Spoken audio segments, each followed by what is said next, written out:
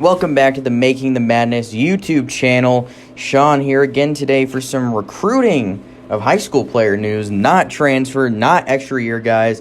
Tyty Washington, the top prospect, or one of the top prospects remaining on the board. Originally a Creighton commit, decommitted a month ago, and now he has cut his final list again to 6, and it's down to the Baylor Bears, Kansas, Arizona, Kentucky, Oregon, and LSU. So that's the final 6 for Tyty Washington, a prestigious point guard who's going to be a 5-star very soon. When the rankings are updated again. He's heard from a lot of teams and gotten a lot of offers recently, and he's really risen up the board this entire season. He was, I think around the 80s when the season began, and he's really just skyrocketed everywhere. AZ Compass Prep player, and he had a great season, and now he's getting a ton of recognition as he deserves because he was fantastic this year. He can really score from anywhere. He's a big-time player. He's a good passer. He's going to be a really good college player everywhere, wherever he ends up. So now let's break down the options. So you look at a school like Kentucky. They're here because they're Kentucky. Kentucky, anytime Kentucky offers somebody, they're going to seriously consider it because it's Kentucky. It's one of the, blue bloods in college basketball. It's one of the more prestigious programs there is. And when you think about college basketball, you think about what? If you're a casual college basketball fan, probably 3 schools, and that's Kansas, Kentucky, North Carolina, and Duke, obviously. So 4, those are the 4 you think of. And Kentucky's always going to be considered by everybody they offer. That's just kind of what it comes down to. And, I just have trouble seeing this one fitting. I think they could land a point guard via the transfer portal, whether that's Jalen Pickett, who I don't know if they've been in contact with from Siena, Marcus Carr, and Mac McClung, who they've both been in contact with. So one of those 2 they could certainly add. But I don't like the fit with Nolan Hickman, another 4-star guard coming in. He's a tremendous passer. He's going to be a really good player for Kentucky. He's not a score-first guy. He can kind of do it all, though. He's really versatile. And I just think that taking Hickman with Tyty Washington, that's going to put one of them out of their element. And one of them is going to end up unhappy. I think they're both really good team guys. But at the end of the day, you want 2-star freshmen, high-end guys to be able to play their role that you recruited them to play. Hickman was there first. He's been committed for a long time. I don't see any reason why Tyty Washington would go there besides it being Kentucky because the fit just really isn't there. Obviously, if Tyty Washington goes there, he'll play, but the fit is just not something I love, so I don't think he ultimately lands at Kentucky. So that one is off the board for me. LSU, this is definitely an intriguing one. They're going to be probably the worst team next season on this list, maybe Arizona. But LSU, they lost Javonte Smart. They lost Darius Days. They lost Trenton Watford. They lost Cam Thomas. They lost 4 starters from last season's team. They had Xavier Pinson from Missouri, a transfer shooting guard. And they could definitely use a point guard here in Tyty Washington. He would be their best player without a doubt. He'd lead them in scoring. He'd lead them in assists. He'd lead them in shots taken. This is his best opportunity to have his best individual season. At LSU, I think they'll let him do whatever he wants. Will Wade's LSU Tigers love running up the score and not playing a ton of defense, playing fast, shooting threes. So that's kind of what Tyty Washington would be getting there. So I see them as an enticing option, and he could will them to victories. There's no question about it. I think he could definitely carry them to a few wins, but I don't see that being the landing spot either. So that puts us down to a final 4. Let's go to Arizona.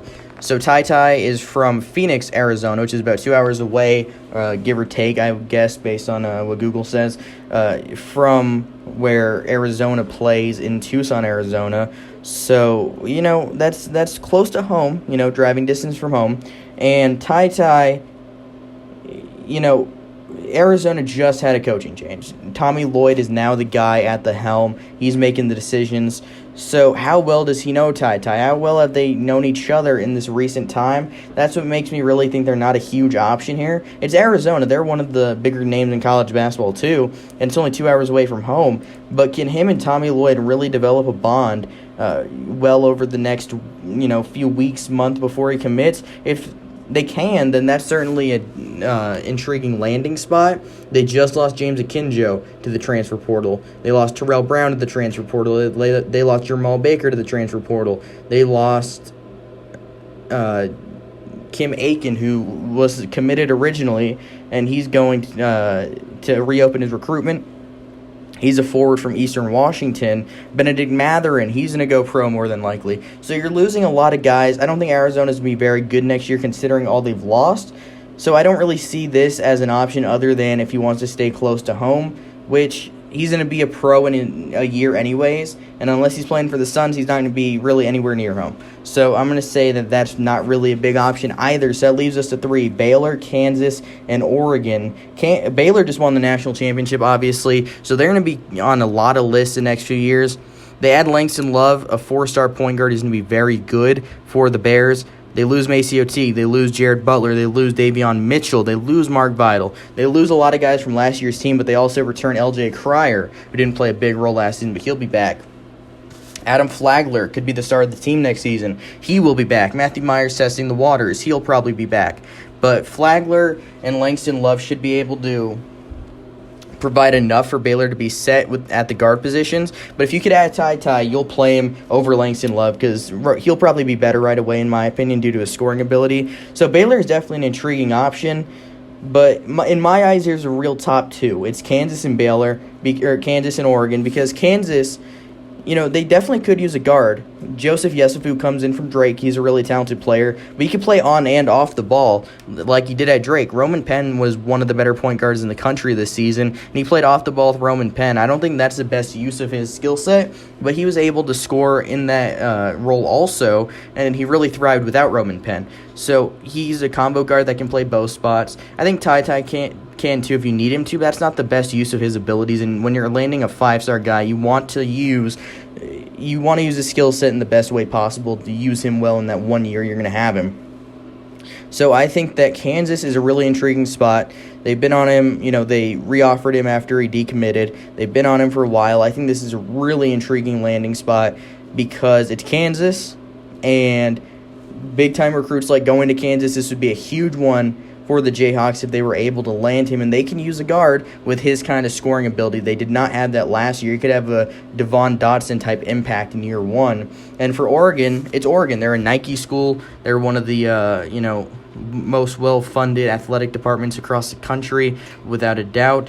You're losing Eugene Omarui. He's gone. He's a forward, though. You should return Will Richardson. You're losing LJ Figueroa more than likely. So you're losing some guys for sure, but the thing about the fit here, Will Richardson played off the ball with Peyton Pritchard. He could go right back to being off the ball, and Ty can run the point, and I think that'd be very good. I think that the final 2 is probably Oregon and Kansas just based off the process of elimination I just did. I like the fit a lot. It's a Nike school. It's a Pac-12 school. It's closer to home than Kansas would be. So Oregon is definitely up there. I think he could definitely land at Oregon. My prediction is Tyty Washington to be playing in the Fog Allen Fieldhouse next year for Bill Self in Kansas. The fit is just there. It's pretty obvious how well he fits in there. It's Kansas.